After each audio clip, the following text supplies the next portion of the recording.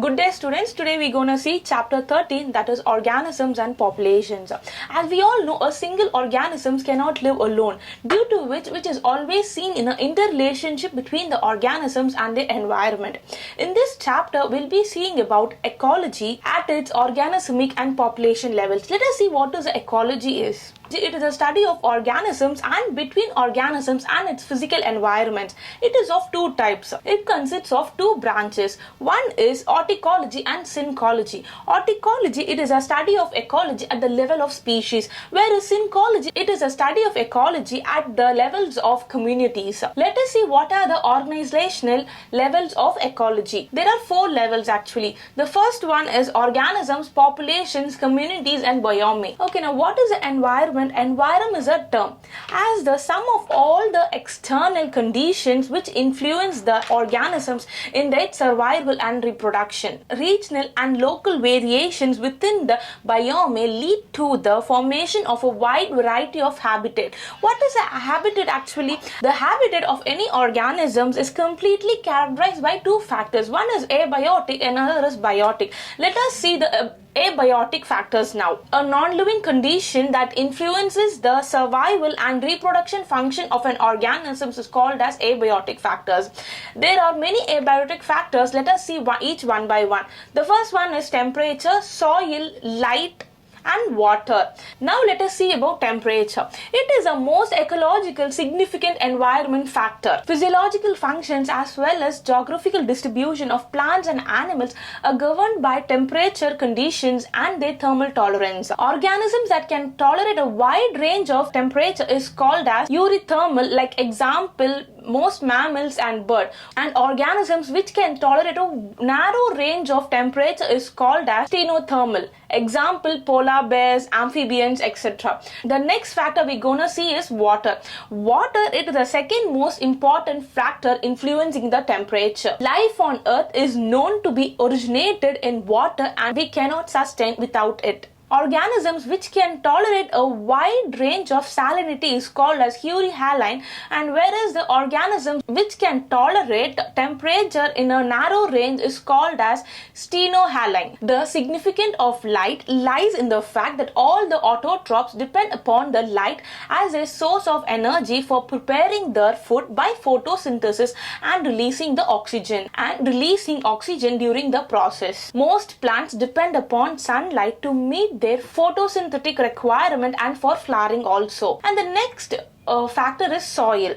Soil, it is dependent mainly on some factors like climate, weathering process, and weathering is sedimentary or is transported, and the last one is soil development process. Okay, the characteristics of soil like soil composition, grain size and aggregation along with its pH, mineral composition, topography, etc. This determine the type of plants or animals which can grow in a particular habitat or can feed on them. Now let us see the responses to abiotic factors. Whatever I discussed before are highly variable factors.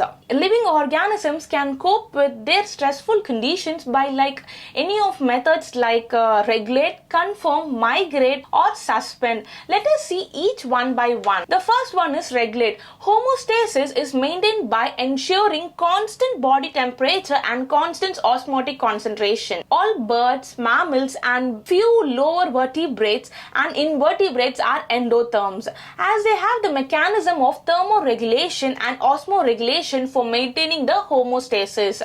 And the next one is conform. About 99% of animals and almost all plants do not maintain a constant internal temperature. The body temperature changes with ambient temperature, that is ectoderms. A majority of aquatic animals change their osmotic regulation according to their environment, and these animals are called as osmoconformers. During the course of evolution, species have evolved the ability to regulate regulate the environmental conditions but over a limited range only, beyond which they simply conform. And these animals are called as partial regulators. And the next one we're gonna see is migrate. If an organism migrate from one place to another place temporarily due to a stressful habitat and return back to its own habitat, and this process is called as migration. And the last one we're gonna see is suspend. Some organisms are unable to migrate, so they might avoid the stress by escaping the time.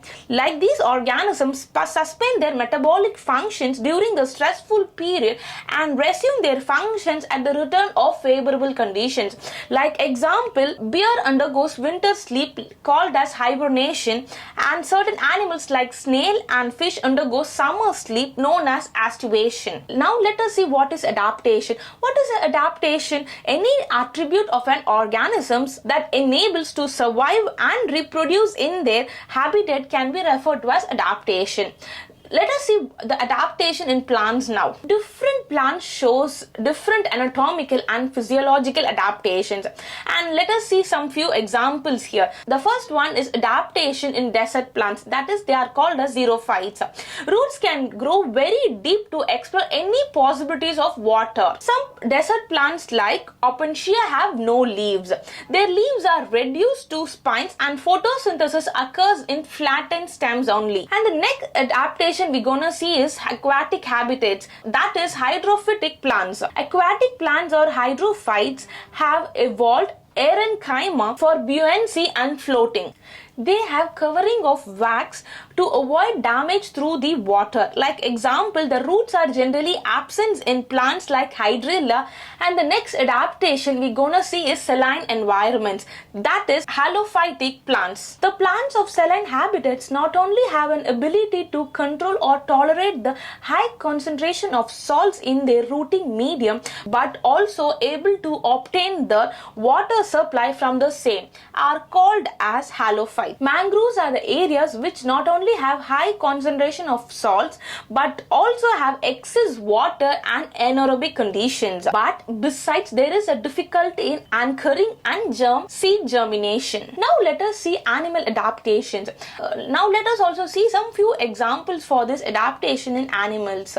Adaptations in kangaroo rat. The kangaroo rat in North America is capable of obtaining or meeting all the water requirements by internal oxidation of its body fluids. The kangaroo rat in North America desert is capable of meeting all the water requirement by internal oxidation of its body fat. Nothing but water is a byproduct, and water is a byproduct in it. It also concentrates its urine, so the minimal volume of water is used to expel the excretory products. Let us see the adaptation in desert lizards. They absorb heat from the sun when the body temperature drops down below the comfort zone and move into a shade when the ambient temperature starts rising in it. They absorb heat from the sun when the body temperature drops below the comfort zone and moves into the shade when the body when the ambient temperature starts increasing. And now let us see the adaptation in mammals. Mammals from colder climates generally have shorter ears and limbs to maintain the heat loss, and this is called as Allen's rule. In polar regions like seal, they have a thick layer below their skin that acts as an insulator and reduces the loss of body heat. And the last adaptation is in mammals, and the last adaptation we're gonna see in humans. That is, at high altitude place like and Mansarovar, people suffer from altitude sickness. The symptoms of altitude sickness include nausea and heart palpitations. This is because at low atmospheric pressure of high altitudes, body doesn't get enough oxygen. When the body doesn't get enough oxygen, the body copes up with this low oxygen stress by increasing the red blood cells production, decreasing the binding affinity of hemoglobin, and the third one is increasing the breathing time. Population ecology is an important area of ecology that links ecology to population genetics genetics and evolution. Let us see the population attributes. Population has a certain attributes that an individual organism doesn't have. Let us see some of them. The first one is population size or density. It is denoted by number of individuals in a region divided by size of unit area in the region, which is nothing but n divided by s. Okay, the next one is birth rate or natality. Like example, if in a pond there are 20 lotus plants last year, and through reproduction there have been 8 lotus newly added, and taking the current population to 28, then the birth rate is equals to 8 divided by 20, which gives 0.4 offsprings per year. And the next one is death rate or mortality. Like example, if in a laboratory populations of 40 individuals, 4 fruit flies died during a specific time interval, then the death rate is equals to 4 divided by 40 is equals to 0.1 individuals per fruit fly per week. The last one is sex ratio. An individual is either male or female, but a population has a sex ratio. It is a number of females and the males per 1,000 individuals of a population in a given time. And the next one we're gonna see is age pyramid. What is the age pyramid? When the age distribution is plotted from the population is called as age pyramid. There are 3 types of age pyramids. Let us see what are they. They are expanding, stable and declining. And the next one is population growth. What is a population growth? The size of the population of any species is not a static parameter. It keeps changing with time. It depends on the factors such as food availability, predation, pressure and adverse weather. The density of a population in a given habitat during a given period fluctuates due to 4 basic processes like natality, mortality, immigration and emigration. As I discussed what is natality and mortality in population attributes, let us straight away go to what is immigration and emigration. What is immigration? It is a number of individuals of same species that come into the habitat from elsewhere during the time period under consideration. Emigration is vice versa of immigration.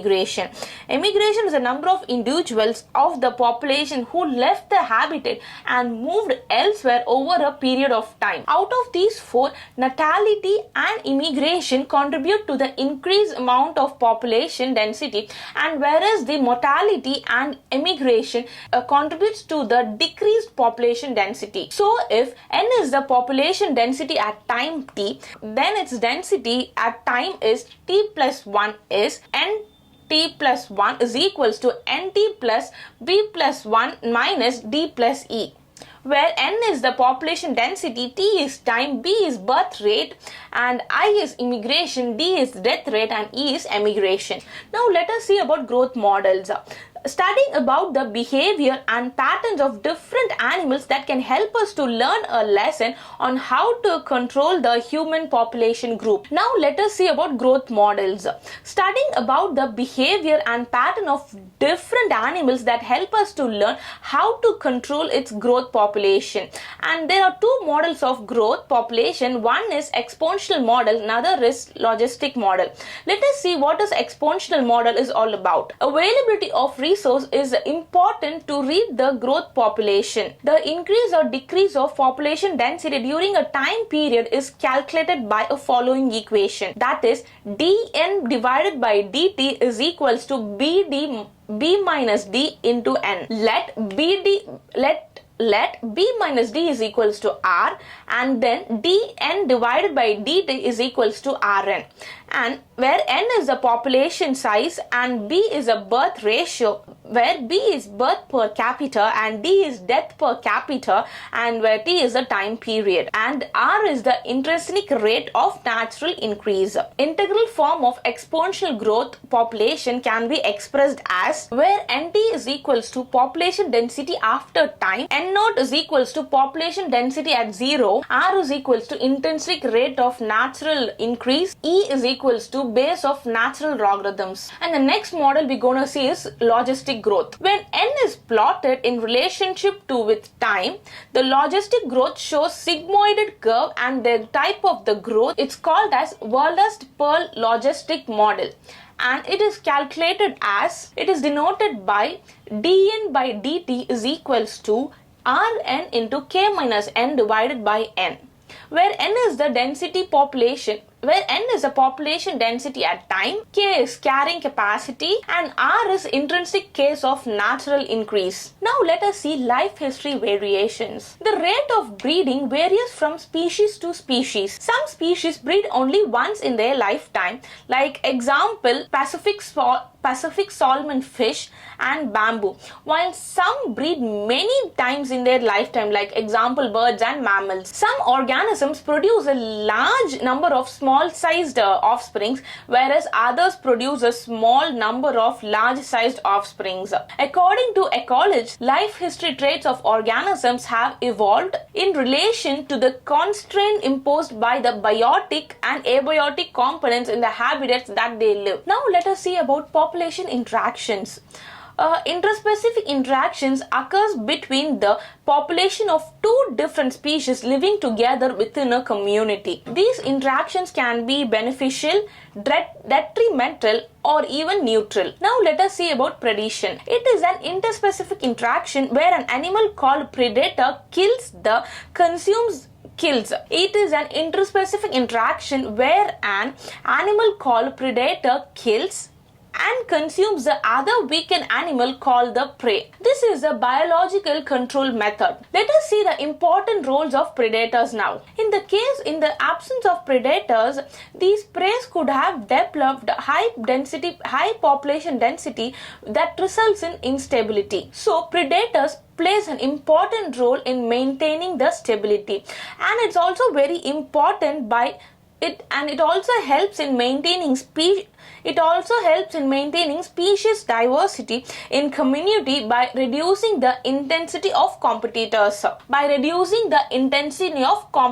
It also helps in maintaining species diversity communities by reducing the intensity competitions of their own. They help in maintaining species diversity in community by reducing the intensity competition among the other competing prey species. And when certain exotic species are introduced in the geographical area, they become invasive and start spreading fast because the invaded land does not have a natural predators. Like example, the prickly pear cactus introduced in Australia in early 1920s, which was brought under control by introducing its predator, that is a moth, in the country. If a predator is too efficient and overexploits its prey, then the prey might not become extinct. Following it, the predator will also become extinct because of the lack of food. This is why predators are in nature. Some species of insects and frogs are cryptically colored to avoid being detected easily by the predator. Some of them are poisonous and they were avoided by the predators. Like example, monarch butterfly is distasteful to its predators because of the special chemical present in the body. Nearly 25% of all known insects are known to be phytophagous. There is nothing but they feed on the plant sap and other parts of the plant, apart from other herbivores. So plants have evolved various defense against them. Like example, thorns of acacia and cactus are the most common morphological means to defense. And some plants produce highly poisonous chemicals like cardiac glycosides. Like example, weed calotropis that makes the herbivore sick. And the next population interaction we gonna see is competition. It is generally believed to occur that closely related species compete for the same resource that are limiting. Resources need not to be limiting for competition to occur. In interference competing, the feeding efficiency of the species might be reduced due to the interfering and inhibitory presence of other species. Competitive release provides another evidence of competition in nature. It is a phenomenon in which a species whose distribution is restricted. Competitive release provides another evidence in the competition of nature. It is a phenomenon in which a species whose distribution is restricted to a small geographical area due to the presence of competitively superior species that is found to expand its distributional range dramatically. And Gauss competitive exclusion principle states that is two close related species competing for the same resource cannot coexist indefinitely, and the competitively inferior one will be eliminated eventually. And the resource partitioning is a mechanism evolved by competing species for its coexistence. And the next interaction we're gonna see is parasitism. It is a mode of interaction where one organism or species depends upon the another. One species is benefited and the other is harmed. Like example, we'll give adaptation methods of. Now let us see the adaptation methods of parasite. Parasite is a host specific in a way which both host and parasite tend to co-evolve. According to its lifestyle, a parasite evolves special adaptations are loss of unnecessary sense organs, and then presence of adhesive organs or suckers for a clinging on a host, and then loss of digestive system, and last one is high reproductive capacity. The life cycles of parasites are often complex, involving two or more intermediate hosts or vectors to facilitate parasitization of its primary host. Like example, human liver fluke that depends on a two intermediate host to complete its life cycle. Another is malarial parasite, needs a vector that is mosquito to spread to the other hosts. And the majority of the parasites harm the host. The harm is done in many ways, like it's reduces the survival and growth and reproductive ability of the host, and it reduces population density, and the last one is they might render the host more vulnerable to predation by making it physically weak. And let's see what are the types of parasites. The parasites are broadly divided into two types. One is ectoparasites, another is endoparasites. Ectoparasites, they depend on the external surface of the host organisms for food and shelter. Like example, lice on human and the ticks on dogs. And whereas in endoparasite, they live inside the host body at different sites like liver, kidney, lungs, etc. for food and shelter. Example, tapeworms and liver flukes. And the next interaction we're gonna see is communalism. It is an interaction between the two species where one species is benefited and other species benefited nor harmed. Let us see some of the examples for this. An orchid growing as an epiphyte on a mango tree gets both shelter and nutrition from mango tree. And here the mango tree is benefited nor harmed here. The next interaction we're going to see is mutualism. It is an interaction that confers benefits to both the species. Like some examples include lichens represent an intimate mutualistic relationship between a fungus and a photosynthesizing algae of cyanobacteria. Here the fungus helps in the absorption of nutrients and provides protection where algae prepares the food. And the last interaction we're gonna see is aminalism. Okay, the next interaction we're gonna see is parasitism. It is a mode of interaction where two species involves and which one species depends upon the another species for food and shelter. Like in this process, one organism is benefited and other is being harmed. Like the adaptation methods of parasites are, parasite is a host specific in a way that both host and the parasite tend to co-evolve. According to its lifestyle, parasite evolves special adaptations as loss of unnecessary sense organs, presence of adhesive organs and a high reproductive capacity, and a loss of digestive system. The life cycles of a parasite are often complex, involving one or two intermediate host or vector to facilitate the parasitization of a primary site or primary host. Like example, human liver fluke, which depends upon a two intermediate hosts, that is a snail and a fish, to complete its life cycle. And another example is malarial parasite. This needs a vector, that is a mosquito, to spread other hosts. And the majority of the parasites harms the host. Like the harm is done by It reduces the survival and growth rate of the host, and then it reduces its population density, and the last one, it might tender the most vulnerable to predation by making it physically weak. And let's see what are the type of parasites. There are two types of parasites. One is ectoparasites, another is endoparasites. Let's see what is endoparasites are. Endoparasites live inside the body of the host at different sites like liver, kidney, lungs, etc. Example, tapeworms and liver flukes. And what is ectoderm parasites? Ectoderm parasites live outside the host. Like example, lice on the humans and the ticks on dogs. And the next interaction we're gonna see is commensalism. It is an interaction between two species where one species benefited and other species is benefited nor harmed. Let us see some example for this interaction.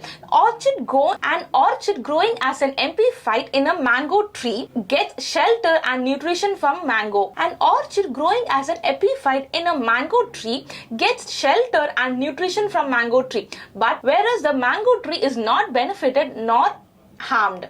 Another example, like barnacles growing on the back of the whale are benefited by getting moved to different location as food as well as for shelter, while the whale is benefited nor harmed. And the next interaction we gonna see is mutualism. It is an interaction that confers benefits to both the interacting species. Like example, lichens represent a mutualistic relationship between a fungus and a photosynthetic algae or cyanobacteria. Here the fungus helps in the observation of nutrients and provides protection, where the algae prepares the food. And the last interaction we're gonna see is amensalism. It is an interaction between two species where one species is harmed and the other species is benefited, not harmed. Let us see one example. Like example, penicillin. A mold secretes penicillin which kills the bacteria, but the mold relate unharmed. Like example, penicillin. A mold secretes penicillin which kills bacteria, but the mold remains unaffected.